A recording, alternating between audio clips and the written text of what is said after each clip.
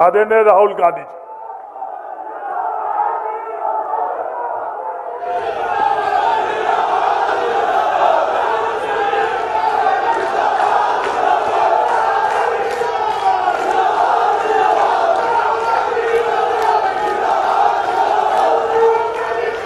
नमस्कार।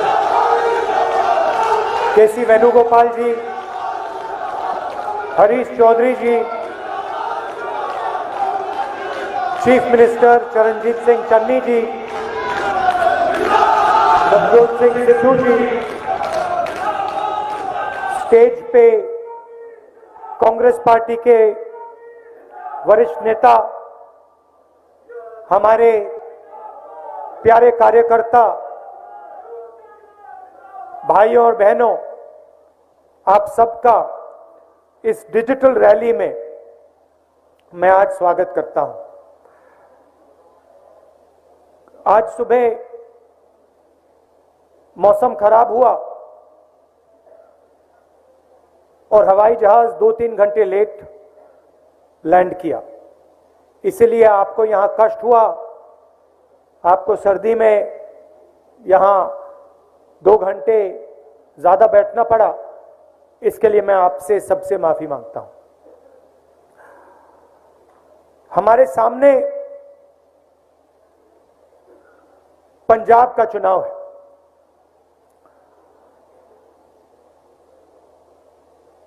यह सिर्फ एक चुनाव नहीं है, यह पंजाब के भविष्य का सवाल है। पंजाब किस डायरेक्शन में, किस रास्ते आगे बढ़ेगा, यह सवाल है। और हमारे लिए, कांग्रेस के लिए,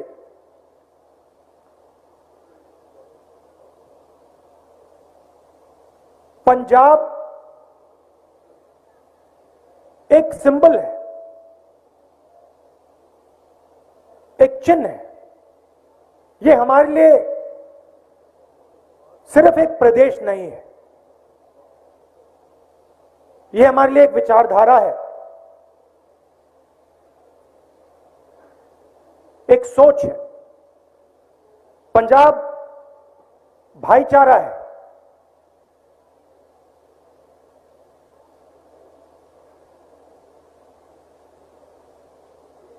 तो ये हमारे लिए, हमारी आइडियोलॉजी के लिए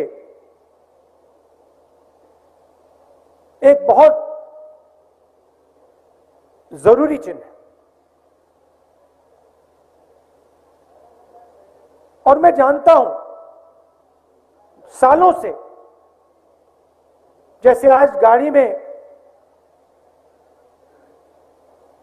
किसी ने कहा, कहीं भी देखो, ऊपर नीचे पंजाब के अंदर आपको कांग्रेस पार्टी और कांग्रेस पार्टी की विचारधारा दिखाई देगी, दिल में है आपके। और आपने, सबने देश को इतना दिया है,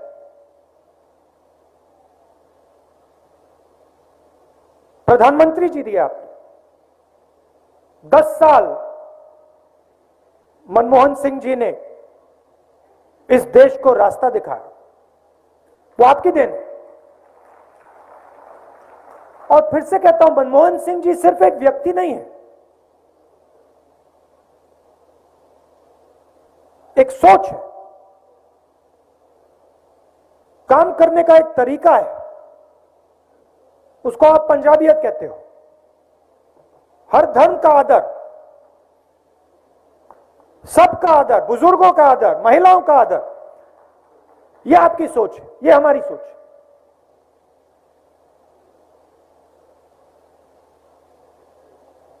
तो रास्ता आपने चुनना है।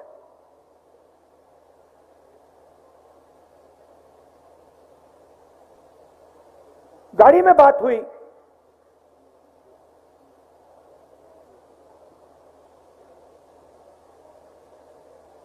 कि आगे पंजाब को कौन लीड करेगा। मीडिया वाले उसको सीएम कैंडिडेट कहते हैं,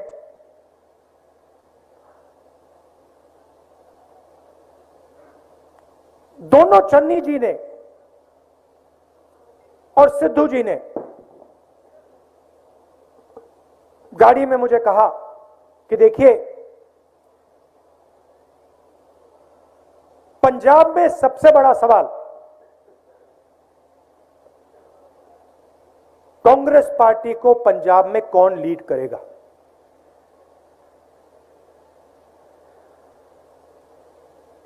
और दोनों ने मुझे आश्वासन दिया और मैं बहुत खुश हुआ कि देखिए, दो लोग तो लीड नहीं कर सकते, एक ही व्यक्ति लीड करेगा। और दोनों ने मुझे कहा, जो भी लीड करेगा, कसम खा के दूसरा व्यक्ति अपना पूरा दम, अपनी पूरी शक्ति उसकी मदद करने में लगा देता। और मैं सुन रहा था,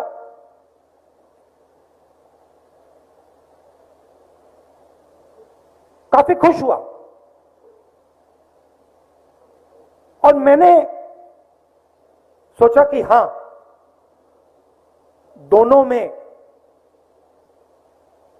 दोनों के दिल में कांग्रेस पार्टी की सोच है। ये सिर्फ एक राजनीतिक पार्टी नहीं है, देश में बहुत सारी राजनीतिक पार्टियां हैं। ये सिर्फ एक राजनीतिक पार्टी नहीं है, ये एक विचारधारा है। ये वो विचारधारा है जिसने अंग्रेजों को हराकर इस देश को बनाया है, वो ये विचारधारा है। और इस विचारधारा में हम सब एक हैं। जैसे कहा जाता है कि पंजाब 5 नदियों का स्टेट है, मगर अगर आप उसको गहराई से देखें तो वो 5 नदियां एक नदी से आती हैं और फिर वो 5 नदियां समुद्र में मिल जाती हैं। और आज मैं सोच रहा था, भाषण के बारे में सोच रहा था, और मैंने नोटिस किया कि पंजाब शब्द के अंदर हमारा जो चिन्ह है पंजा, वो भी है।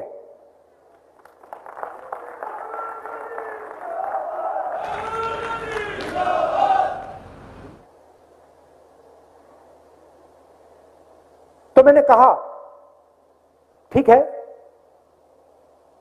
अगर कांग्रेस पार्टी चाहती है, क्योंकि आमतौर से हम ये नहीं करते हैं, मगर अगर कांग्रेस पार्टी चाहती है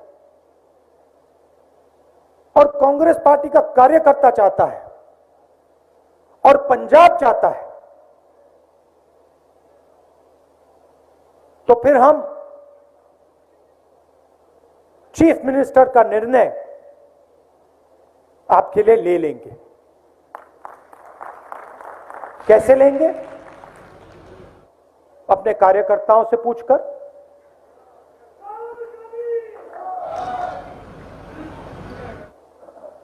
अपने कार्यकर्ताओं से पूछकर, और जो सही व्यक्ति होगा वो पंजाब को आगे ले जाएगा और दूसरा व्यक्ति और दूसरे सब लोग मिलकर एक टीम जैसे लड़ाई लड़ेंगे। थोड़ा सा मैं आपको देश के बारे में और पंजाब के बारे में बताना चाहता हूं।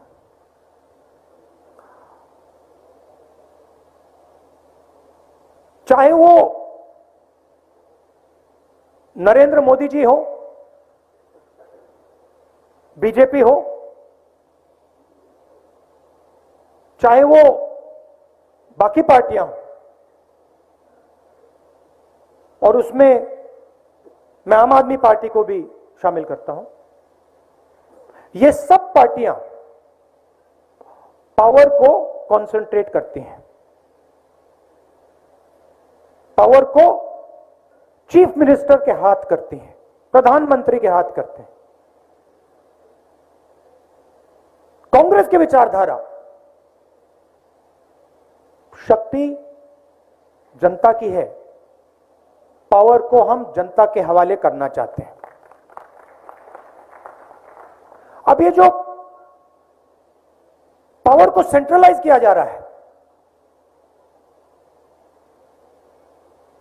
जो नेशनल लेवल पे नरेंद्र मोदी करते हैं और आमतौर से चीफ मिनिस्टर्स करते हैं, इससे देश का क्या नुकसान हो रहा है, प्रदेश का क्या नुकसान होता है, मैं बताता हूं। रोजगार का सिस्टम आप देखिए, किसी भी प्रदेश में जाइए,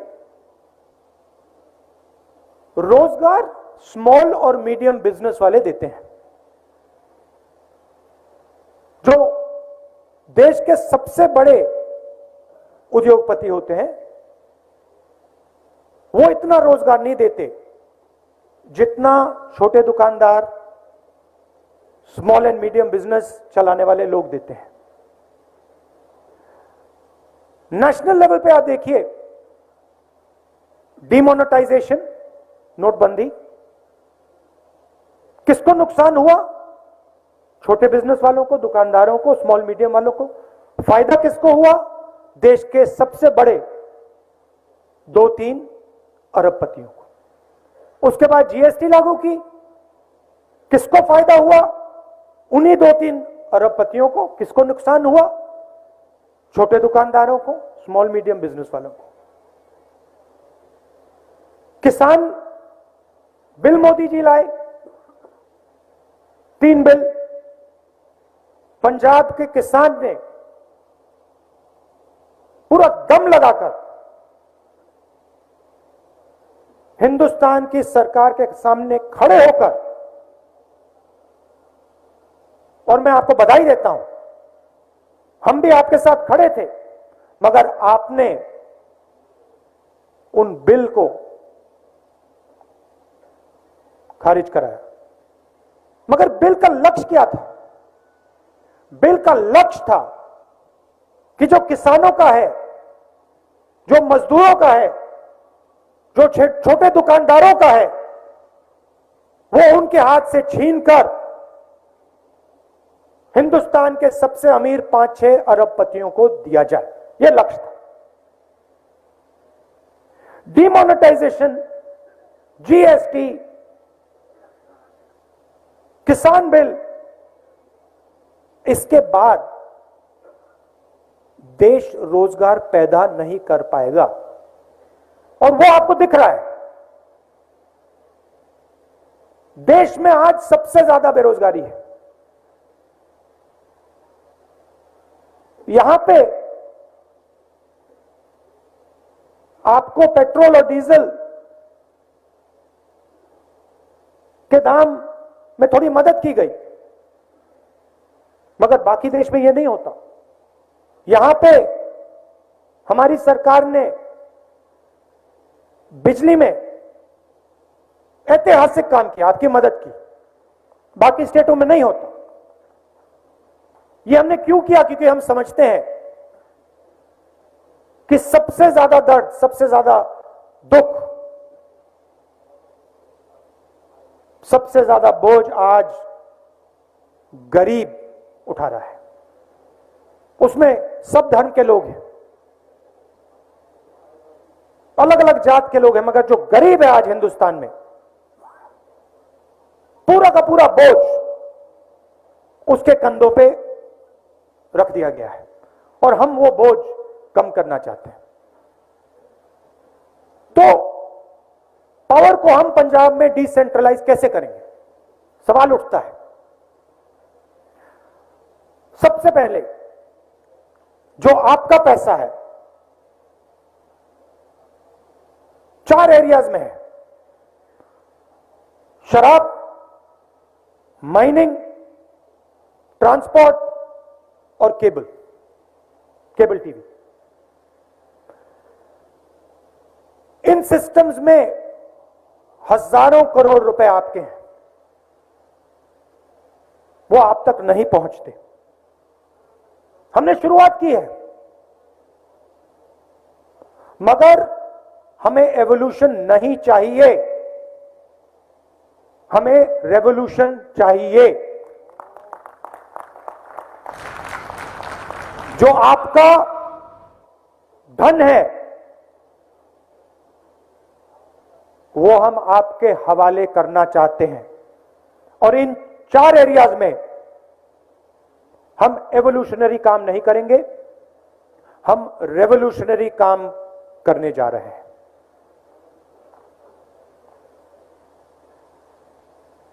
मैंने रोजगार की बात की। पंजाब में आपके पास 23 क्लस्टर्स हैं, अलग अलग बिजनेस के clusters, small and medium industry के क्लस्टर्स। मोहाली में आईटी और शिक्षा का हब, अमृतसर में टूरिज्म, मेडिकल टूरिज्म, पूरी दुनिया से लोग अमृतसर आते हैं। गोल्डन टेम्पल में दर्शन करने आते हैं, जालियांवाला बाग देखने आते हैं। लुधियाना में इलेक्ट्रिक व्हीकल्स का हब, जलंधर में स्पोर्ट्स गुड्स का हब, बठिंडा में फार्म इक्विपमेंट का हब, पटियाला में फुलकारी, और पूरे पंजाब में एग्रीकल्चर। हमारी सरकार ये जो पैसा अल्कोहल, माइनिंग, ट्रांसपोर्ट और केबल से आएगा, उस पैसा का प्रयोग इन हब्स को world class centres of excellence में बदलने का इस्तेमाल होगा।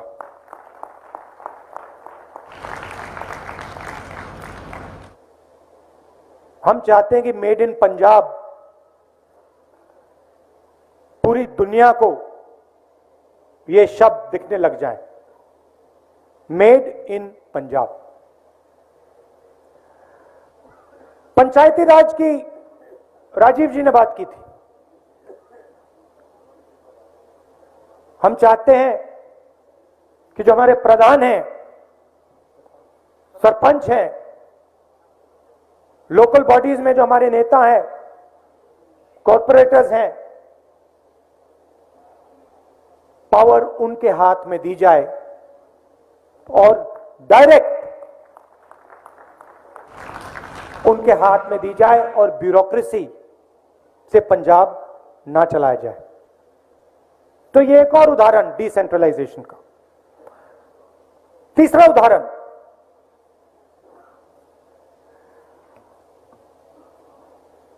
सरकार आपके द्वार 160 सर्विसेज जो सब लोग चाहते हैं, certificates, clearances, permissions, local taxes, जो भी आपका सरकार से इंटरफेस होता है,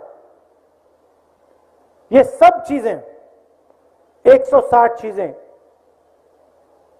वन विंडो में हम आपके घर डायरेक्ट पहुंचा देंगे। तो आज आपको जो सरकार से बातचीत करनी पड़ती है, जो डिस्कशन करना पड़ता है, वो बंद हो जाए और डायरेक्टली आप अपने घर से जो सर्टिफिकेट्स आपको चाहिए, जो नक्शों की आपको जरूरत है, जो क्लियरेंसेस आपको चाहिए, जो परमिशंस आपको चाहिए, वो आप डायरेक्टली अपने घर में इंटरनेट के थ्रू आप वो कर लें। ये सब किया जा सकता है। और जैसे मैंने कहा, हम एवोल्यूशन नहीं चाहते, हम रेवोल्यूशन चाहते हैं।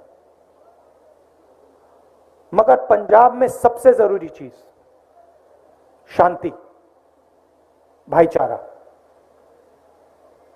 जो आपका इतिहास है, आपकी हिस्ट्री है।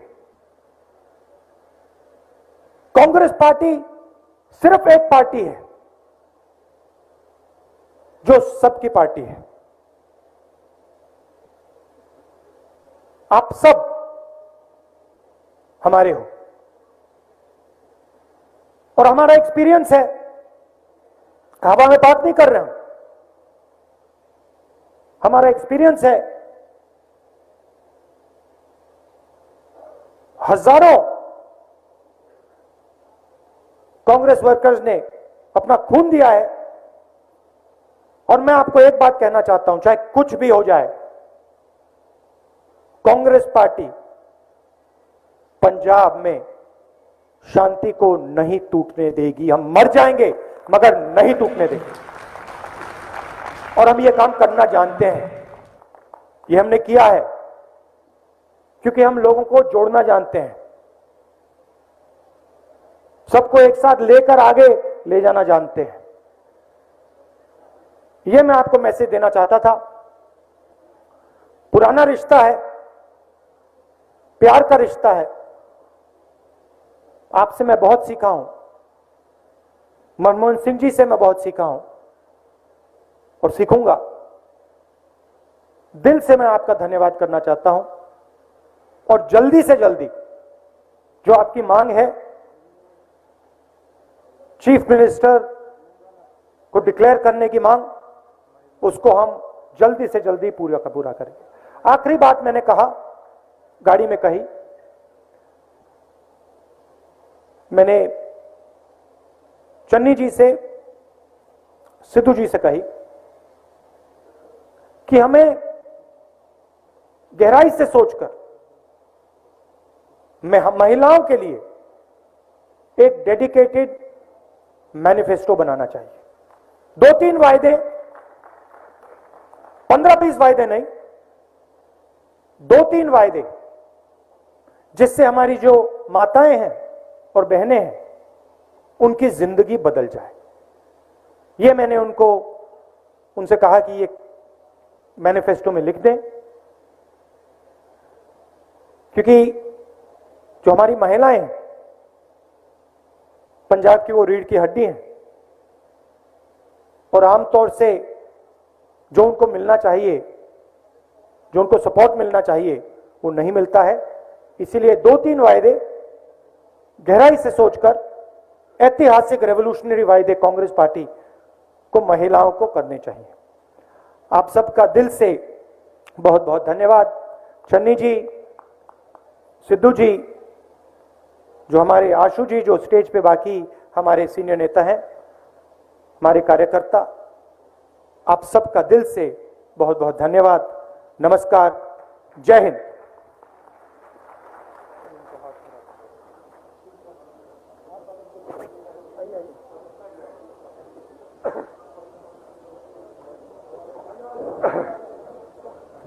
कैसी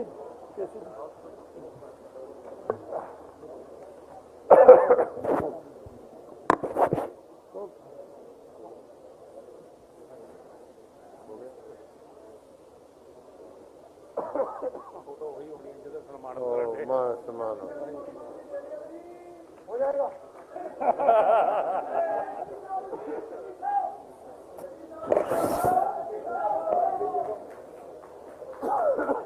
भैया जी